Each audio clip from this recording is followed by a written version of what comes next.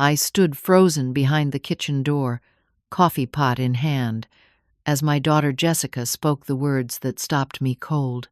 I had only stepped away for a moment from our Sunday family dinner, but that was long enough to hear the truth. "Just leave all 7 grandkids with her," Jessica said, not knowing I was listening. "Mom loves having them, and she has nothing else to do anyway. She can handle Christmas while we're in Hawaii. She'll never say no to seeing her grandchildren. My own flesh and blood, planning to use me like free childcare." The coffee pot trembled in my hand as I retreated silently back into the kitchen. At 68 years old, I thought I had experienced every kind of emotional pain life could offer. I was wrong. I carefully set down the coffee pot and leaned against the counter, trying to process what I had just heard. Their voices continued from the dining room, discussing flight times and resort reservations, while I stood alone, invisible to the children I had raised with everything I had. My name is Katie Williams. For 35 years, I dedicated myself to raising 4 children as a stay-at-home mom. I passed up a promising career in library science to be there for every skinned knee school play and midnight fever. My husband Frank and I made that choice together, believing that our children deserved a parent who was fully present. Frank passed away 3 years ago after a brutal 18-month battle with pancreatic cancer. I nursed him through every agonizing day of it, sleeping in hospital chairs and learning medical procedures that nurses usually handle. My children helped when they could, but they had their own families by then. I understood, or at least I thought I did. After Frank died, I threw myself into being the best grandmother possible to my 7 grandchildren. There's 12-year-old Lily and 10-year-old Noah from my oldest son Mark and his wife Susan. Jessica has 8-year-old twins Emma and Ethan. My daughter Allison has 6-year-old Andrew, and my youngest, Peter, has 4-year-old Sophia and 3-year-old James. I adore each one of them. They're bright, wonderful children who bring light into my life, but caring for all 7 simultaneously is exhausting even for a few hours. The thought of managing them all for multiple days over Christmas, including the excitement, the presents, the special meals, and the inevitable meltdowns. It was overwhelming. For months, I had been preparing for Christmas. I'd purchased and wrapped thoughtful gifts for everyone. I'd planned a traditional menu featuring Frank's mother's special stuffing recipe that the family treasured. I'd decorated every inch of my house with ornaments collected over decades, many handmade by my children and grandchildren. I'd imagined us all together, making new memories in the home where so many had already been created. My first instinct was to march right back into the dining room and confront them. How dare they make these plans behind my back? How dare they assume I had nothing else to do during the most family-oriented holiday of the year? But something held me back. A lifetime of putting peace before confrontation, perhaps. Or maybe the fear that, in their eyes, I really had become nothing more than convenient childcare. Instead, I finished preparing the coffee tray with shaking hands and returned to the dining room with a smile plastered on my face. I served them as if I hadn't heard their scheme, studying their expressions as they chatted about everyday things. Did they look guilty? Was there a hint of deception in their eyes? I couldn't tell, and that troubled me even more. After everyone left that evening, I called my best friend Judy. We've been friends since our children were in kindergarten together, and she knows me better than anyone else alive. They're planning what? Judy's voice rose in outrage after I explained what I'd overheard. A Hawaiian vacation. All 4 of them and their spouses. Leaving the children with me, I said, still struggling to believe it myself. Without even asking you? That's unacceptable, Katie. You need to confront them immediately. I'm not sure yet, I admitted. Maybe I misunderstood something. Maybe they were just discussing possibilities. Or maybe they're taking advantage of you. Again, Judy said bluntly. Her words stung because they contained a truth I'd been avoiding. This wasn't the first time my children had treated me as if my time and energy were infinitely available resources. Since Frank's death, there had been countless last-minute requests for babysitting, expectations that I would drive hours to attend school events when parents couldn't make it, assumptions that I would prepare meals when someone was too busy. I had never complained because I loved being needed. Being alone after 42 years of marriage was a void I couldn't fill, and my grandchildren were pieces of Frank living on.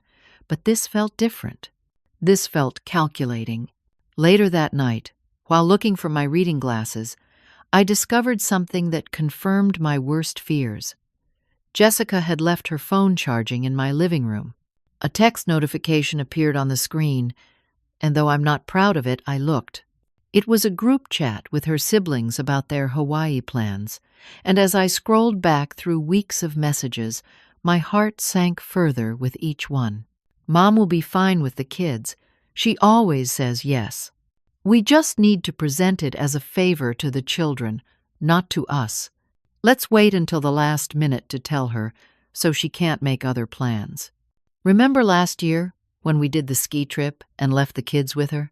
That worked out. Last year, and apparently other years before that. This wasn't a new scheme. It was an established pattern.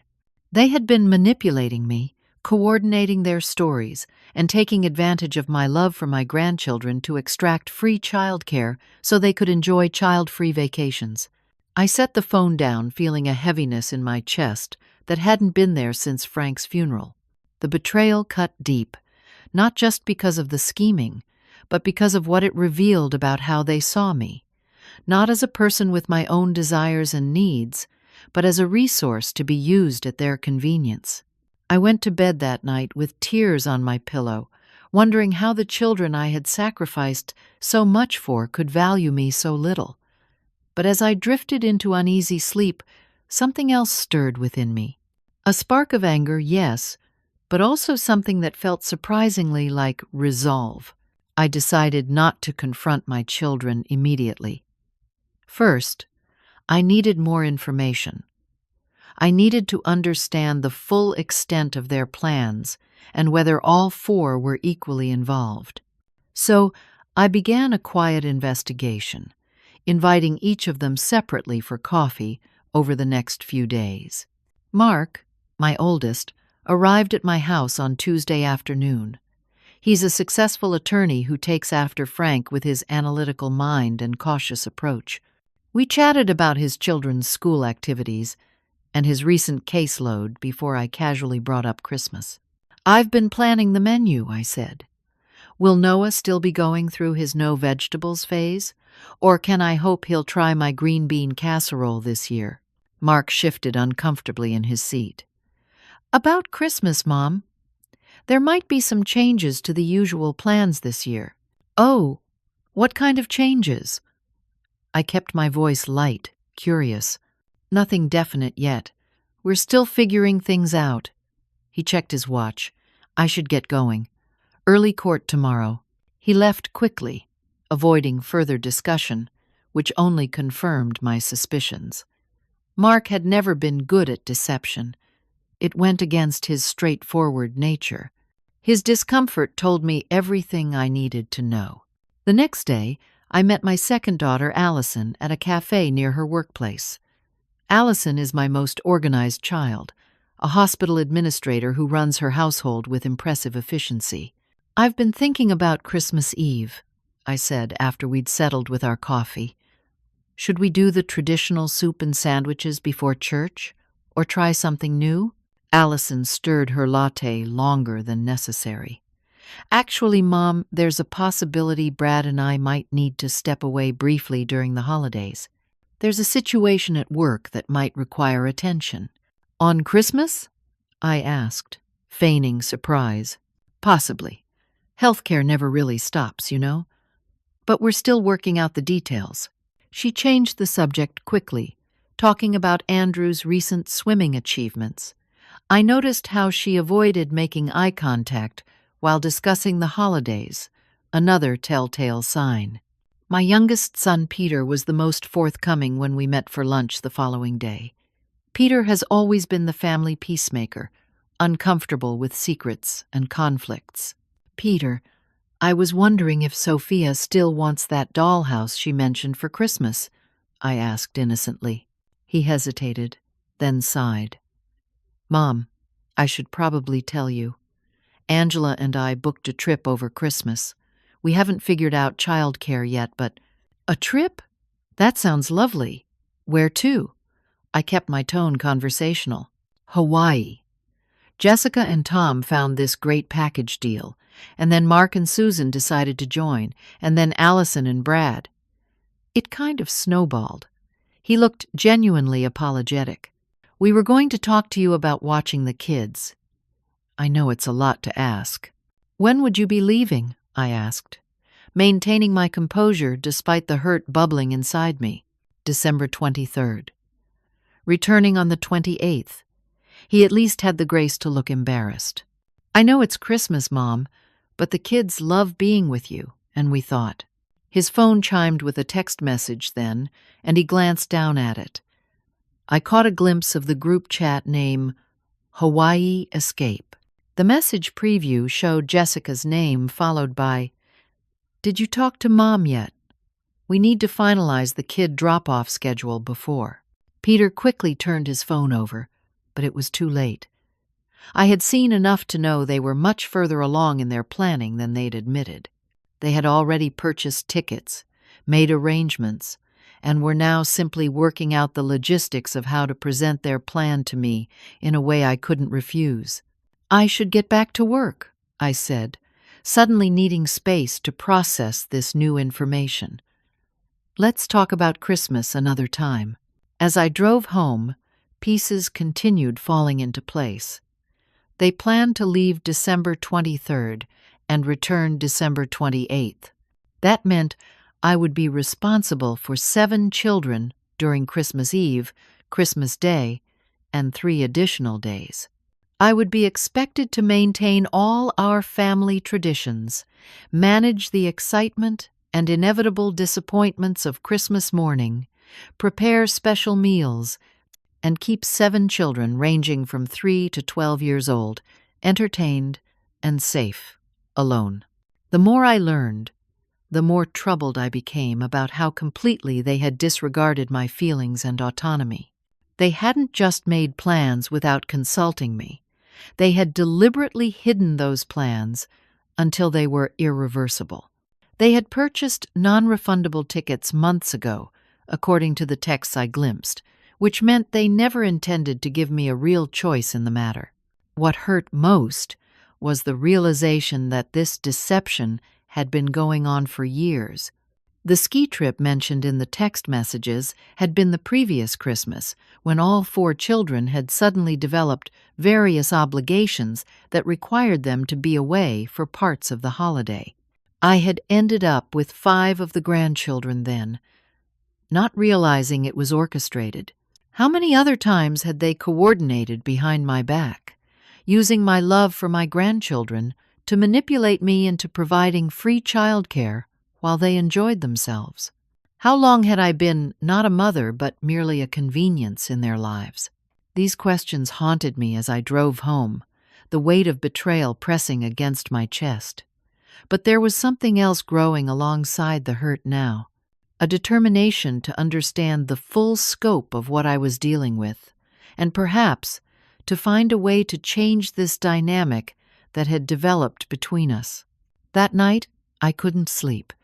I lay awake in the bedroom Frank and I had shared for decades, staring at the ceiling and thinking about Christmases past. I remembered Frank and me staying up until 3 in the morning, assembling bicycles and dollhouses. I remembered the joy on our children's faces when they raced downstairs on Christmas morning. I remembered the year we had to eat Christmas dinner by candlelight because a storm knocked out the power, and how we'd all ended up playing charades and laughing until our sides hurt. Those memories felt distant now, belonging to another lifetime when I was central to my children's worlds rather than peripheral. When had that changed?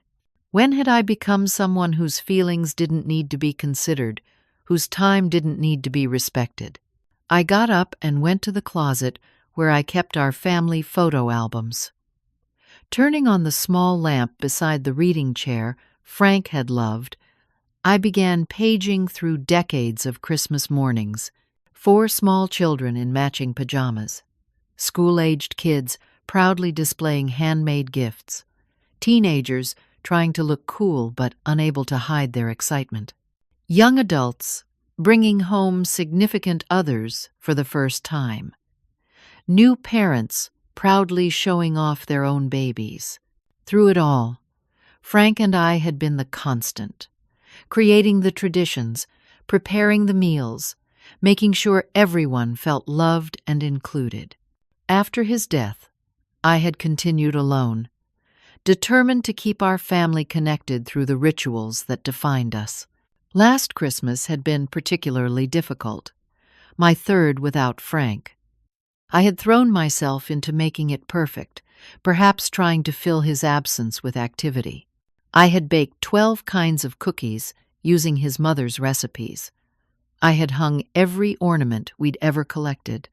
I had wrapped presents with elaborate bows and handwritten tags. I had exhausted myself trying to create enough Christmas magic for everyone. And now I realized that while I'd been working to hold our family together through cherished traditions, my children had been plotting their escape. They had been using my devotion against me, knowing I wouldn't say no to time with my grandchildren, even if it came at the cost of my own holiday. I closed the photo album, feeling a profound sense of disillusionment. Had I somehow raised self-centered adults without realizing it? Or had I enabled this behavior by always being available, always putting their needs first, never establishing boundaries? As dawn broke, I made myself a cup of coffee and sat at my kitchen table, continuing to excavate painful realizations. This wasn't just about Christmas. This was about a pattern that had become established after Frank died. My children had recast me in their lives, transitioning me from mom to grandma on call without my consent. I thought about all the times I'd canceled my own plans to accommodate last-minute babysitting requests. I recalled the expectation that I would drive 3 hours to attend school events when parents were too busy. I remembered cooking meals for families who were too tired to cook for themselves, mending clothes that could have been taken to tailors, and house-sitting pets that could have gone to kennels. Each individual request had seemed reasonable, an opportunity to help my children and spend time with my grandchildren. But looking at the pattern, I could see how one-sided the relationship had become. I gave and gave, while they took and took, rarely considering what I might need or want. The realization was painful, but it was also clarifying. I had been complicit in creating this dynamic by never setting limits, by always being available, by prioritizing their convenience over my own needs. If I wanted things to change, I would need to change too. Later that morning, I decided to look through the Christmas decorations in my attic, thinking the familiar activity might settle my troubled mind. As I sorted through boxes of ornaments and nativity scenes, I discovered a shoebox I didn't recognize, tucked behind the artificial tree. Inside were dozens of handmade cards and artwork from my grandchildren, all addressed to Grandma Katie. There were thank you notes for birthday gifts I'd given, drawings of me and them together, even small crafts made of popsicle sticks and pipe cleaners, none of which I had ever seen before. With trembling hands, I examined each item. A card from Lily thanking me for the ballet slippers I'd given her 2 birthdays ago.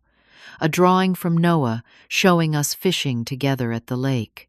A handprint turkey from Andrew with "I love Grandma" written in Allison's neat handwriting, paintings, poems, and countless expressions of love that had never reached me. Beneath these treasures were gift cards to my favorite restaurants and bookstores, still in their original envelopes addressed to me in my children's handwriting. Cards for Mother's Day, my birthday, and Christmas that had supposedly been in the mail or forgotten at home. The discovery felt like a physical blow. My children hadn't just been taking advantage of my time and energy. They'd been intercepting the expressions of love and gratitude from my grandchildren. Whether through carelessness or deliberate withholding, they had denied me the joy of knowing how much the children valued our time together. And the unused gift cards revealed an even more troubling pattern. They had told me they'd given me these gifts, accepting my thanks for presents I never received. Had they kept them for themselves? Given them to others? Or simply forgotten, considering expressions of appreciation to me so unimportant they could be misplaced and forgotten? I sat in my attic surrounded by evidence of years of small betrayals, each one insignificant on its own, but devastating in aggregate. The tears came then, not just for the current Christmas scheme, but for the pattern it represented. I had become someone whose feelings didn't matter, whose contributions were expected rather than appreciated, whose love was utilized rather than reciprocated. As I carefully gathered the cards and artwork, placing them in a new box to keep by my bedside, I felt something shifting inside me. The hurt remained, but alongside it grew a sense of clarity and purpose. This Christmas deception wasn't an isolated incident. It was the culmination of a pattern that needed to be broken. I couldn't change my children overnight, but I could change how I responded to them. I could establish boundaries. I could require respect. I could demand reciprocity, not out of vengeance or bitterness, but out of a healthy understanding that relationships should nurture both parties. As I descended from the attic with my precious box of belated treasures, I felt oddly lighter despite the pain. The path forward wasn't yet clear, but for the first time since overhearing Jessica's careless words, I felt a glimmer of hope that something positive might emerge from this hurt. Not the Christmas I had planned, certainly, but perhaps a new understanding that would serve us better in the long run. 2 weeks before Christmas, my children orchestrated what they clearly thought would be the final stage of their plan. They all arrived for Sunday dinner, bringing their spouses and children. The grandchildren were unusually excited, whispering and giggling among themselves in a way that immediately raised my suspicions. I had prepared a simple meal, not the elaborate spread I usually created for family gatherings. Something in me couldn't muster the energy for 3 hours of cooking, only to serve people who were plotting behind my back. Still, I maintained a warm, normal demeanor, determined to see exactly how they planned to present their scheme. We made it through the main course with casual conversation about work and school. As I served apple pie for dessert, Jessica cleared her throat dramatically. "Mom, we wanted to talk to you about Christmas this year," she began, exchanging glances with her siblings. "We've been thinking about how hard you work every year to make the holiday special for everyone." I nodded, serving the last slice of pie to little James, who was more interested in smooshing it than eating it. "You do so much, and we thought this year you deserve a special time with just the grandkids," Jessica continued. "A real grandma-grandkid bonding experience." "We've been talking," Mark picked up smoothly, "and we think it would be wonderful if the children could have Christmas here with you while the adults take a little break." "A break?" I asked innocently, as if this was the first I'd heard of it. "Just a short trip," Allison added quickly. "We'd leave on the 23rd and be back on the 28th. All of you?" I raised my eyebrows, looking around the table at my 4 children and their spouses. They nodded, launching into obviously rehearsed explanations about how they all needed adult time, how the resort package was such a good deal, how the grandchildren were so excited about special time with me. On cue, Emma piped up. We're going to have Christmas at Grandma's without parents. We already made a list of movies to watch and cookies to bake." The other children joined in, chattering about all the things we would do together. They had clearly been primed to express enthusiasm, making it nearly impossible for me to refuse without disappointing them. It was manipulative in the extreme, using the children's excitement as leverage against me. "We know it's a lot to ask," Peter said, at least having the decency to acknowledge the imposition. "But the kids love being with you, and we thought you might enjoy having them all to yourself for a few days." Without interruption from parents, Jessica added with a laugh that grated on my nerves. I studied their faces, these adults who had once been the center of my world. They were watching me expectantly, confident in their strategy. They had orchestrated this ambush carefully, presenting their plan in front of the children and the entire family to make it difficult for me to object. "That's quite a surprise," I said carefully. 7 children is a lot to manage at once, especially during the excitement of Christmas. "We've thought of that," Allison said, reaching into her purse and pulling out a neatly organized folder. "We've prepared everything to make it as easy as possible for you." She handed me the folder, which contained detailed schedules for each child, medication information for Noah's mild asthma and Emma's seasonal allergies, food preference lists, bedtime routines, and even a conflict resolution guide for when the cousins inevitably fought. "We've already arranged for the children to sleep in specific rooms," Mark explained. "Lily and Emma will share the guest room with the twin beds, Noah and Ethan in the office on-air mattresses, Andrew and James in the den, and Sophia on the fold-out couch in the living room."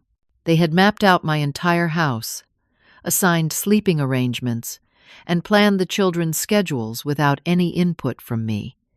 The presumption was breathtaking. "And don't worry about gifts," Jessica added. "We'll leave them all here wrapped and ready. You'll just need to put them under the tree on Christmas Eve."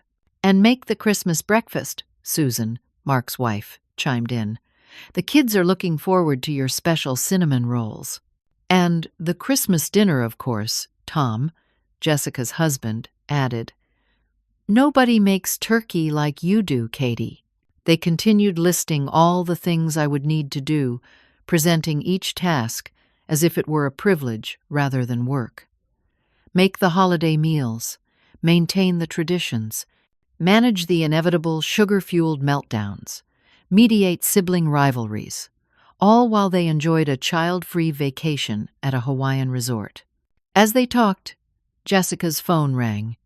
She glanced at it, stepped away from the table, and took the call in the hallway. Her voice carried back to the dining room clearly. "Yes, we've arranged everything," she said to whoever was on the line. "Free childcare for 5 days. Do you know what professional childcare for 7 kids over Christmas would cost? Thousands. But my mom loves having the grandkids, so it's perfect." The dining room fell silent as her words reached us.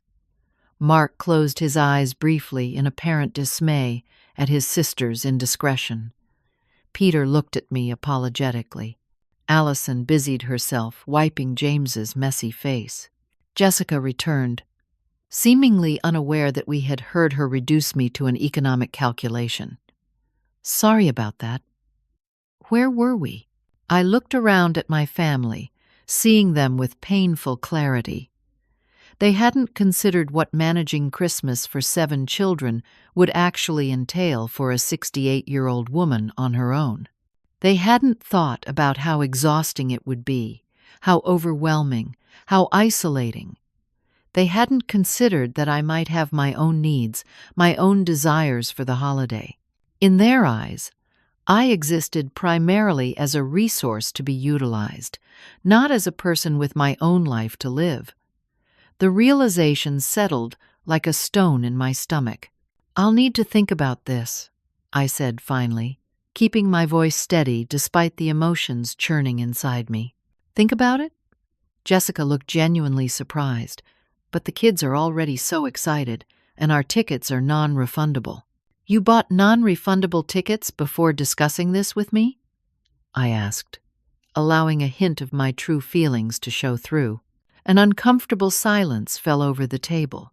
The adults exchanged glances, realizing perhaps for the first time that their plan might not proceed as smoothly as they'd anticipated. We just assumed, Mark began, that I would say yes. I finished for him. That I would rearrange my holiday to accommodate your vacation.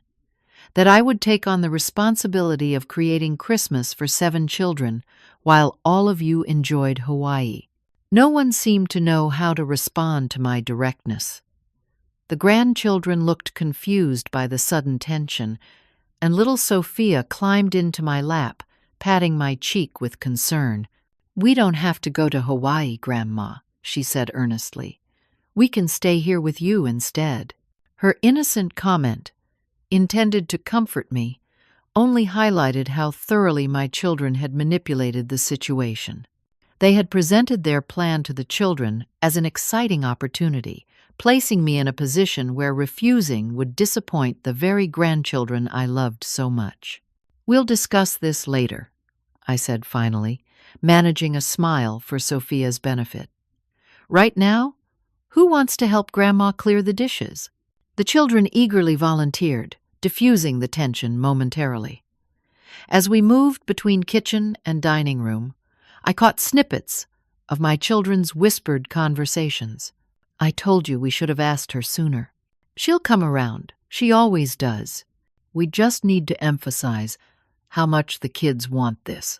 They were already strategizing how to overcome my hesitation, confident that they could wear down any resistance. After all, they had succeeded in similar manipulations before. As I loaded the dishwasher with help from Emma and Noah, a cold clarity settled over me. This moment represented a crossroads. I could acquiesce as I always had, putting everyone else's needs and desires above my own. Or I could finally establish that my time, my energy, and my holiday had value too. The decision crystallized within me, bringing with it not just resolve but the first stirrings of a plan. This Christmas would indeed be different from any we'd had before, but not in the way my children were expecting. After everyone left that evening, the house felt eerily quiet. I sat in Frank's old recliner, emotionally drained, yet strangely alert. The magnitude of what I had discovered about my relationship with my children demanded a response, but rage and recrimination wouldn't serve any of us well. I needed time to process, to move past the immediate hurt, and think clearly about what would truly be best for everyone involved, including the grandchildren who were innocent in all this. They didn't deserve to have their Christmas ruined because of their parents' thoughtlessness. For several days, I went through the motions of Christmas preparations while internally debating various responses. I considered simply canceling Christmas altogether, telling my children I had made other plans and would be unavailable.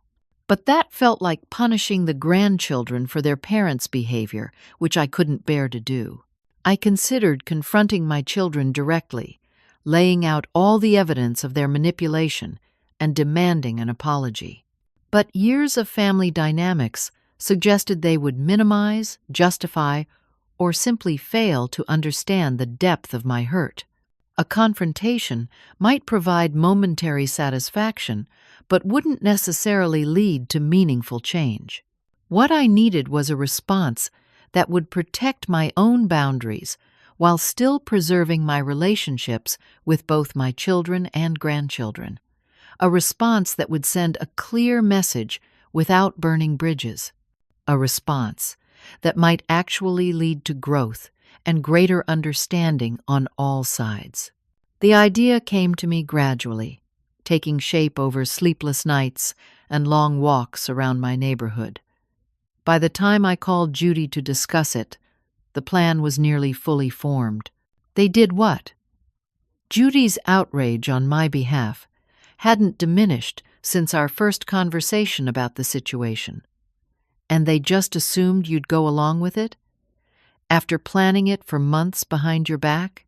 That's what happened, I confirmed, curled up on my couch with a cup of tea. And now I need to decide how to respond. Tell them absolutely not. Let them scramble to find alternative childcare at the last minute. Serve them a taste of their own medicine. I considered that, I admitted. But it would hurt the grandchildren, who are excited about Christmas with me. And it wouldn't necessarily teach my children anything except that Mom finally got angry. So what are you thinking? Judy asked, her curiosity piqued by my calm tone. I outlined my plan, explaining each step and the reasoning behind it. As I spoke, I could hear Judy's initial skepticism giving way to admiration. That's actually brilliant, Katie, she said when I finished. It protects your boundaries without punishing the kids. And it might actually get through to your children in a way that simple refusal wouldn't. Will you help me? I asked. I can't pull this off alone. Are you kidding? I wouldn't miss it for the world, Judy laughed. Frank would be so proud of you for standing up for yourself like this. The mention of Frank sent a pang through my heart. Do you really think so? I know so, Judy said firmly.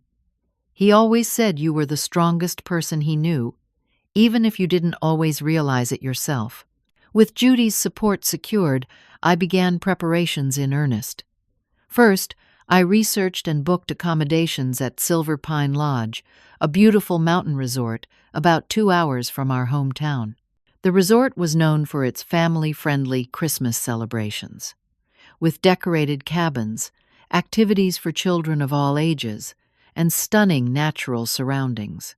I reserved their family package, which included a main cabin for me and 7 smaller connected cabins forming a semicircle around it, perfect for the grandchildren to have their own special spaces while remaining close enough for supervision.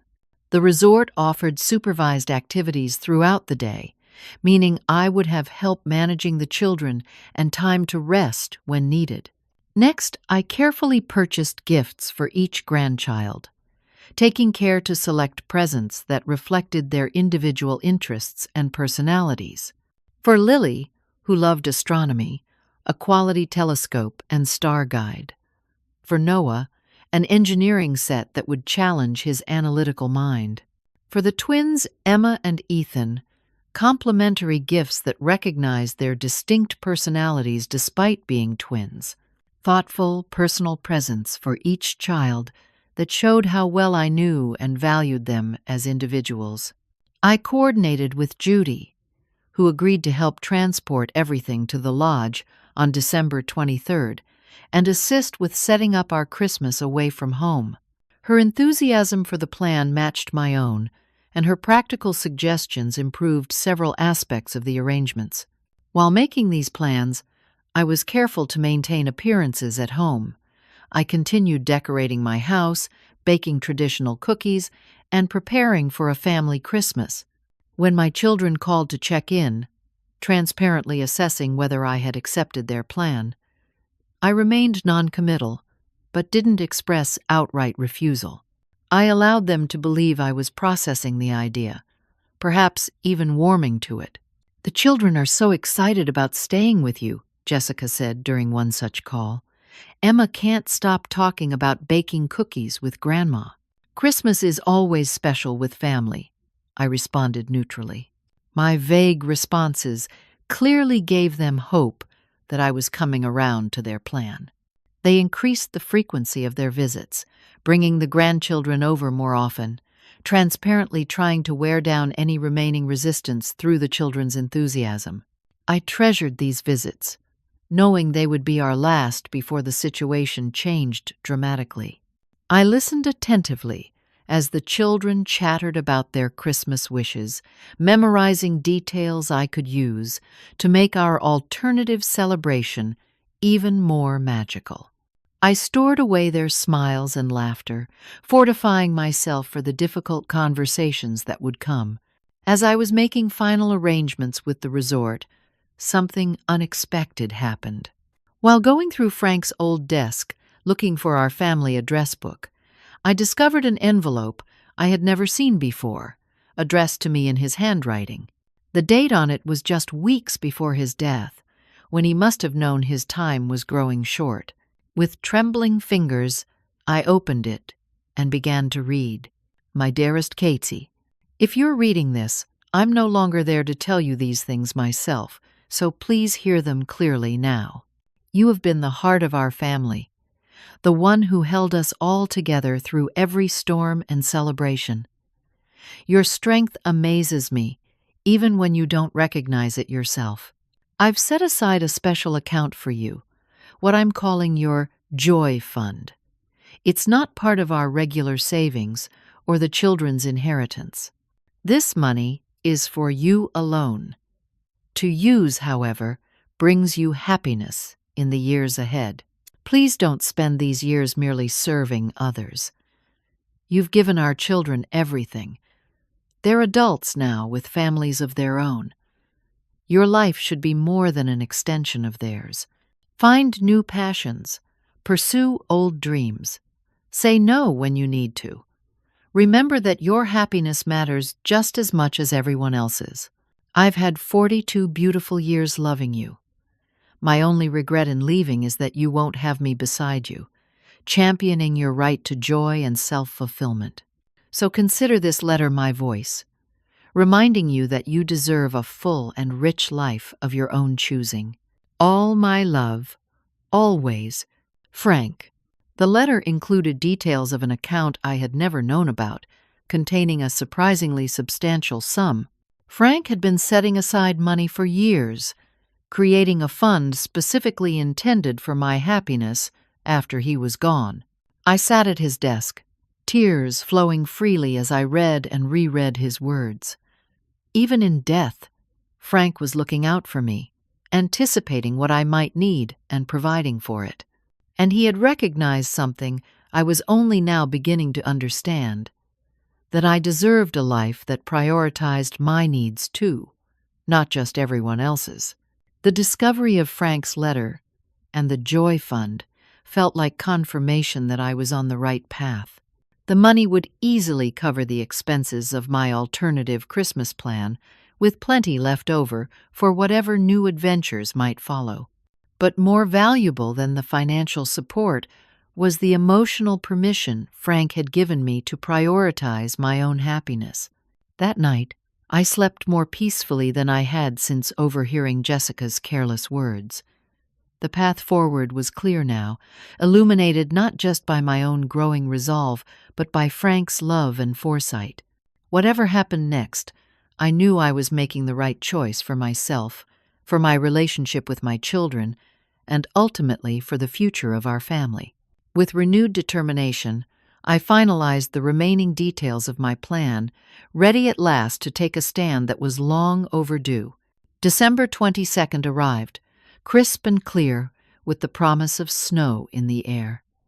I spent the morning making final preparations at home, setting the stage for what my children would discover the next day. I arranged presents under the tree, prepared traditional holiday dishes that could be easily reheated, and left everything looking as if Christmas would proceed exactly as they expected, with one significant absence: mine. In the afternoon, Judy arrived in her roomy SUV, ready to help transport my carefully packed suitcases and bags of wrapped gifts to Silver Pine Lodge. We worked efficiently, leaving my house looking normal from the outside, while removing everything I would need for the next 5 days. "Are you nervous?" Judy asked as we loaded the last of the gifts. "Strangely, no," I replied. "I feel more certain about this than anything I've done since Frank died." "Good," she nodded approvingly. "You deserve this stand, though I wish I could see their faces when they realize what you've done." "I'm not doing this to punish them," I reminded her, though I couldn't help smiling at the image. "I'm doing it to teach them about respect and boundaries. The lesson might be more effective with a little punishment thrown in," Judy winked, always more willing than me to embrace confrontation. Once the car was packed, I did one final check of my house. On the dining room table, I placed a sealed envelope addressed to my children. Inside was a letter explaining my decision and providing information about where to find me and the grandchildren if they chose to join us, along with the clear understanding that they would be responsible for their own accommodations at the resort. I locked my front door, feeling a surprising lightness as I joined Judy in her car. This wasn't how I had imagined spending Christmas this year, but somehow it felt right, like a necessary evolution in my relationship with my adult children. Next stop, school pickup, Judy announced as she started the engine. This was the most complex part of my plan. With my children's prior permission, which they had given weeks ago thinking it would be convenient for their vacation departure, I was authorized to pick up all 7 grandchildren from their respective schools and daycares. They had assumed I would bring the children to my house and care for them there while they finished packing and left for Hawaii. Instead, I would be taking the children directly to Silver Pine Lodge for our alternative Christmas celebration. The children had been told about this change the previous day during individual phone calls. I had explained that Grandma was planning a special Christmas surprise at a beautiful mountain resort with individual cabins for each of them, sledding, crafts, and all the holiday magic they could imagine. Their excited responses had confirmed I was making the right choice. Not one of them had expressed disappointment about missing Christmas at my house or concern about their parents' planned absence. They were simply thrilled about the adventure ahead, innocently adaptable in the way only children can be. The pickup process went smoothly. First, we collected 3-year-old James and 4-year-old Sophia from their preschool, securing them in car seats in the back of Judy's SUV. They were beside themselves, with excitement about the Christmas adventure, clutching the stuffed animals they insisted had to come along. Next, we picked up 6-year-old Andrew from his kindergarten class, followed by 8-year-old twins Emma and Ethan from elementary school. 10-year-old Noah and 12-year-old Lily were collected last from the middle school, the older children helping to keep the younger ones entertained, as our vehicle filled with chattering voices and holiday anticipation. "Grandma, is it true we each get our own cabin?" Noah asked, eyes wide with excitement. "You'll be sharing with your brother," I explained, "and the other children will have similar arrangements. But yes, you'll have your own special space, rather than all crowding into my house." "Will there be snow?" Emma asked eagerly. "The resort had 6 inches last night, with more expected tomorrow," I told them, to a chorus of delighted gasps. As Judy navigated us out of town and toward the mountains, I sent a single text message to my 4 children. "I've picked up the children as planned. Enjoy your vacation. You'll find a letter on my dining room table explaining everything." Then I turned off my phone, prepared for the barrage of calls and messages that would follow once they discovered my letter. They wouldn't be able to reach me until I chose to turn my phone back on, by which time we would be settled at the lodge, and the children would be happily immersed in Christmas activities. The drive to Silver Pine Lodge took just over 2 hours, during which the children alternated between excited chatter and impromptu naps. We arrived as the sun was setting, casting a golden glow over the snow-covered landscape. The resort looked like something from a Christmas card, with twinkling lights outlining every building and evergreen trees dusted with fresh snow. The staff greeted us warmly, helping to transport our many bags and packages to our cabins. As promised, the accommodations were perfect. A main cabin for me with 7 smaller cabins forming a semicircle around it. Each was decorated for Christmas with small trees, lights, and holiday touches. The children explored their cabins with delighted squeals, discovering personalized welcome baskets with hot chocolate packets, Christmas cookies, and small toys. I had worked with the resort staff to ensure each cabin reflected the personality and interests of its occupants, another touch that demonstrated how well I knew and valued each grandchild as an individual. Once everyone was settled, we gathered in my larger cabin for a dinner of comfort food provided by the resort restaurant. The children were tired from the journey, but buzzing with excitement about the days ahead.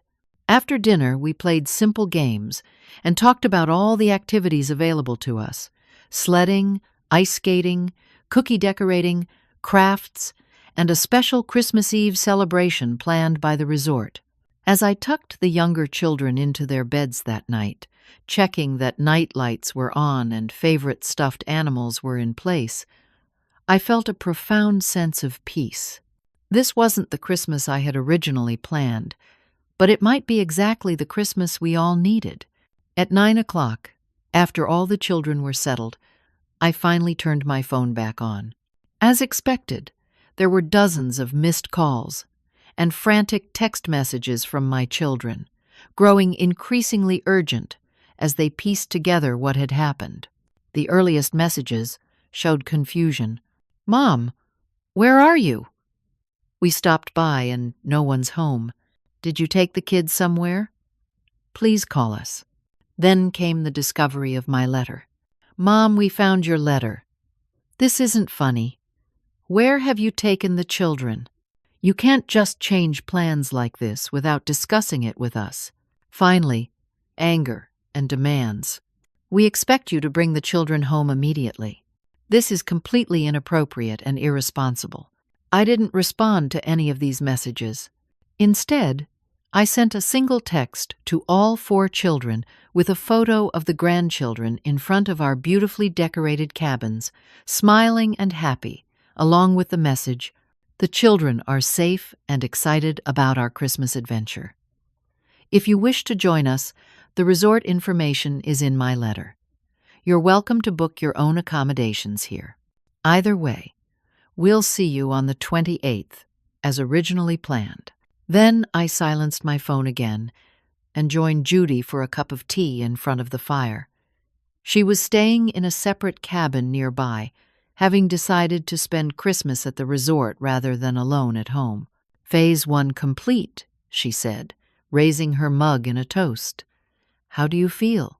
"Surprisingly good," I admitted. "I thought I'd feel guilty or anxious, but I don't. The children are happy, they're safe, and they're going to have a wonderful Christmas. And their parents have received a much-needed message about taking me for granted."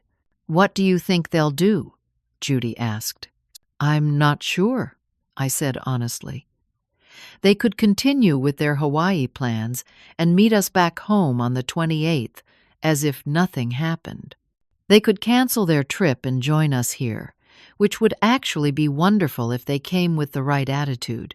Or they could stew in anger and resentment, which would be their loss. Whatever they choose will tell you a lot about them," Judy observed wisely. "It will," I agreed. "But whatever happens, I know I've done the right thing for myself and for the future of our family relationships." As we sat companionably by the fire, the resort around us quiet except for the occasional distant laughter of other guests, I felt something I hadn't experienced in a long time. The satisfaction of having honored my own needs and boundaries. It wasn't selfish, it was necessary. And regardless of how my children responded, I knew this Christmas would mark a turning point in how we related to one another going forward. But the most unexpected development was still to come. Just as Judy and I were preparing to turn in for the night, my phone lit up with a notification. It wasn't from any of my children, but from my sister-in-law, Linda, Frank's sister, who lived in a neighboring state. "Katie, just heard from Mark about what happened. Don't worry, reinforcements are coming. Terry and I will be there tomorrow, and Frank's brothers are coming too. The kids shouldn't get away with treating you like this. See you at the lodge for Christmas Eve." I stared at the message in astonishment. Somehow, news of what had happened had reached Frank's family, and they were rallying to support me. The realization brought tears to my eyes. I wasn't standing alone after all. When I showed the message to Judy, she smiled knowingly. I might have made a few calls after you told me what was happening, she admitted. Your family needs to know how your children have been treating you. Thank you, I said simply, too moved for more words. That night, as I lay in bed listening to the wind in the pine trees outside my cabin, I felt Frank's presence more strongly than I had since his death. I could almost hear his voice saying, "That's my Katie. I knew you had this strength in you all along." For the first time in 3 years, I fell asleep on the night before Christmas Eve, with a heart full of anticipation rather than obligation, eager to see what the next day would bring. Christmas Eve morning dawned with gently falling snow, adding another inch of pristine white to the already picturesque landscape. I woke early, savoring the quiet before the children would burst from their cabins with the inexhaustible energy of holiday excitement. As I sipped my first cup of coffee by the window, watching the snowflakes swirl in the morning light, I checked my phone. There were more messages from my children. Their tone shifted from anger to bewilderment, and, in some cases, the first hints of reflection. From Jessica. "Mom, I don't understand why you would do this instead of just telling us you didn't want to watch the kids. We're trying to decide whether to still go to Hawaii." From Mark. "This is completely out of character for you. Are you having some kind of crisis? Should we be worried?" From Allison. "The resort looks beautiful. The children seem happy. But I wish you had discussed this with us first." From Peter, the most conciliatory. "I get it, Mom. We shouldn't have sprung our plans on you like that. I'm sorry. Tom and Jessica are still planning to go to Hawaii, but Angela and I are considering joining you at the lodge instead." I didn't respond immediately, wanting to let them sit with their thoughts and feelings. This was part of the process, part of the lesson. They needed to experience the discomfort of having plans changed without their input or consent, exactly as they had intended to do to me. The children emerged from their cabins around 7:30, still in pajamas but bundled in coats and boots, eager to explore the freshly fallen snow. We had a simple breakfast in my cabin, then dressed properly for a morning of sledding on the gentle hills behind the resort. Their cheeks grew rosy with cold and exertion, their laughter echoing across the snow-covered landscape as they took turns sliding down the hills. Around noon, as we were returning to the cabins for lunch and warming up, I spotted a familiar car pulling into the resort parking lot. It was Linda and Terry, Frank's sister and brother-in-law, arriving as promised. Behind them was another vehicle containing Frank's brothers, Michael and David, and their wives. The children spotted them too, running with delighted cries to greet the great-aunts and great-uncles they typically only saw at larger family gatherings. As Linda wrapped me in a warm hug, she whispered, "We're here for you, Katie. What those kids of yours planned was wrong, and they need to know it wasn't just you who thinks so." Throughout the afternoon, more support arrived. My own sister Patricia and her husband drove 4 hours to join us. Cousins who lived within driving distance appeared, having heard through the family grapevine what had happened. Even my old teaching colleague Martha, who had remained close after retirement, made the journey with her husband. By evening, what had started as a quiet alternative Christmas with just me, Judy, and the grandchildren had transformed into something much larger, a gathering of extended family and dear friends, all making the statement that I was valued, that I deserved respect, and that family meant showing up for one another.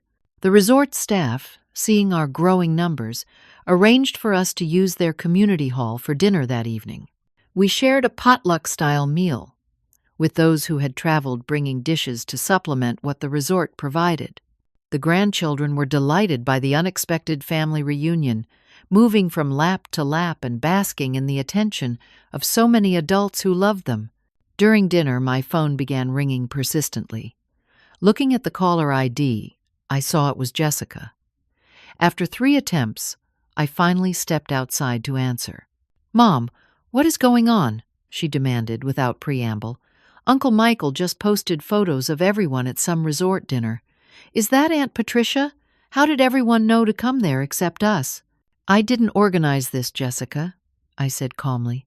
They came because they heard how you and your siblings planned to leave all 7 children with me over Christmas while you vacationed, without even asking me first. They wanted to show support. A long silence followed. When Jessica spoke again, her voice had lost its edge. We're at the airport, she said finally. Mark and Allison decided to cancel their tickets. They're driving up to the resort tonight, Tom and I. We're still debating. Whatever you decide is your choice, I said. But know that you're welcome here if you come with an open heart and a willingness to discuss how we relate to each other going forward. Another pause. I don't understand why you didn't just say no if you didn't want to watch the kids, she said, a hint of defensiveness returning to her voice. Would you have accepted that answer, Jessica? Or would you have tried to change my mind, perhaps using the children's disappointment as leverage? Her silence was answer enough. The fact that you're asking that question shows you still don't fully understand, I continued gently. This isn't just about Christmas or childcare. It's about respect, consideration, and seeing me as a person with my own needs and desires, not just a convenient resource. I need to go, she said abruptly. Our boarding group was just called. I'll call you later. After we hung up, I returned to the warm bustle of the community hall, where the children were now teaching their great uncles a complicated clapping game while the adults looked on in amusement. The contrast between the tension of the phone call and the genuine warmth of the gathering was stark, highlighting exactly what I was trying to protect and nurture: real family connection, not just obligation. Later that evening, as we were enjoying dessert and coffee, Mark and Allison arrived together, having driven straight from the airport. They looked travel-worn and uncomfortable, clearly uncertain of their reception. The hall fell briefly silent as they entered, the extended family watching with varying degrees of sympathy and judgment. I rose and walked over to them, giving each a brief hug. I'm glad you came, I said sincerely. The children will be happy to see you. Mom, we need to talk, Mark said quietly. There's clearly been a misunderstanding. Tomorrow, I promised. Tonight is Christmas Eve, and the children are waiting to hang their stockings. The resort has rooms available if you didn't book in advance. They nodded, accepting the temporary postponement of what promised to be a difficult conversation. As they joined the gathering, greeting their children and the extended family, I could see the questions in their eyes. How had their plan for a convenient Christmas arrangement turned into this family referendum on their behavior? Christmas Eve proceeded with all the magic and tradition the children had anticipated. We hung stockings, read The Night Before Christmas, sang carols, and set out cookies for Santa. The extended family participated fully, adding their voices to the songs and their hands to the preparation, creating a circle of love and support that embraced everyone present. When the children were finally settled in their cabins, tingling with the anticipation of Christmas morning, the adults gathered in the main lodge for a nightcap. Mark and Allison approached me, joined by Linda and Michael, who had apparently appointed themselves my advocates. We had no idea you felt taken for granted, Mom, Allison began. You've always been so willing to help with the children, so involved in our lives. We thought you enjoyed it. I do enjoy being part of your lives and caring for my grandchildren, I acknowledged. But there's a difference between being involved because I'm invited and valued, and being used as convenient, free childcare, without consideration for my own plans or feelings. We didn't think of it that way, Mark admitted. We just thought. I don't know what we thought. That because you're Mom, you'd always be happy to step in whenever we needed you to. That's exactly the problem, Linda interjected, her loyalty to her late brother evident in her protective tone. Katie became just mom to you, not a person with her own life and needs. Frank would be disappointed in how you've been treating her. Mark flinched at the invocation of his father, but didn't argue. You're right, he said after a moment. We've been taking advantage of your generosity. This trip, it was thoughtless. We shouldn't have planned it without talking to you first, and we definitely shouldn't have tried to manipulate you into agreeing. I appreciate that recognition, I said, but this isn't just about Christmas or this specific incident. It's about an ongoing pattern that needs to change. We understand, Allison nodded, looking genuinely contrite. And we want to do better. I think we all needed this wake-up call. The conversation continued late into the night, more honest and open than any we'd had in years. There were difficult moments, painful recognitions, and even some tears. But beneath it all was a current of love and a genuine desire to heal and improve our relationships. Christmas morning was a joyous chaos of excited children, torn wrapping paper, and delighted exclamations. The personal gifts I had selected for each grandchild were especially appreciated, the children recognizing the thought and attention that had gone into each choice. Peter and Angela arrived mid-morning, having driven through the night after changing their plans. Jessica and Tom were the only ones who continued with the Hawaii vacation, a decision that spoke volumes, but which I accepted without comment. They would have their own reckoning to face when they returned. The day unfolded in a blur of good food, outdoor activities, and genuine connection. The grandchildren moved seamlessly between their parents, myself, and the extended family members, soaking up the abundance of love and attention. It wasn't the Christmas any of us had planned, but it had become something more meaningful than our original intentions. As evening fell and the excitement of the day began to wane, I found a quiet moment alone with Mark, Allison, and Peter. The four of us sat by the fire in my cabin, the glow of Christmas lights creating a gentle atmosphere for what needed to be said.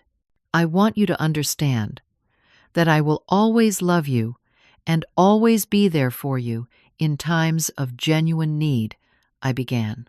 But going forward, I need you to see me as a whole person with my own life and priorities, not just as a support system for yours.